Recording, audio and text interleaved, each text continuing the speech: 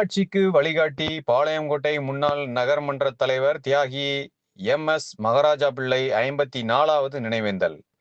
தமிழக சட்டப்பேரவை முன்னாள் மேல்சபை உறுப்பினரும் பாளையங்கோட்டை விரிவாக்க பகுதிக்கு வித்திட்டவரும் வஉசி மைதானத்திற்கு கர்சன் மைதானத்தை வஉசி மைதானம் என பெயர் சூட்டியவரும் என்று எண்ணற்ற திட்டங்கள் கொண்டு பாளை மாநகரை சிறப்பாக்கிய முன்னாள் நகர்மன்ற தலைவர் தியாகி MS மகாராஜா பிள்ளையின் 54வது நினைவேந்தல் நிகழ்ச்சி பாளையங்கோட்டை தெற்கு கடை வீதியில் உள்ள நினைவு தூணில் நடைபெற்றது.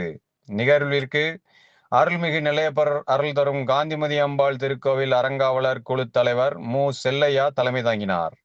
வந்திருந்தவர்களை தியாகி MS மகாராஜா பிள்ளை நினைவு பணிக்குழுவை சார்ந்த செந்தில் ஆறுமுகம் வரவேற்றார். நினைவேந்தலில் SGKR பஸ் உரிமையாளர் செந்தில் ஆறுமுகம், கவிஞர் கோ. கணபதி சுப்பிரமணியன், உலகநாதன், மாரியப்பன், கணபதி சுந்தரம், மகாராஜா பிள்ளையின் பேரன்கள் ஆறுமுகம், சுந்தர மகாராஜன், சிவசுப்பிரமணியன், கண்ணன், விக்னேஷ், சுரேஷ், பூட்டன் ஆகாஷ், முத்தையா பிள்ளை, அறக்கட்டளை மேலாளர் கோமதி, தெற்கு பஜார் நாராயணன், பேபி கோபால், பேபி குமார் மற்றும் பலர் கலந்து கொண்டு தியாகி MS மகாராஜா பிள்ளை திருவுருவ படத்திற்கு மலர் தூவி அஞ்சலி செலுத்தினர்.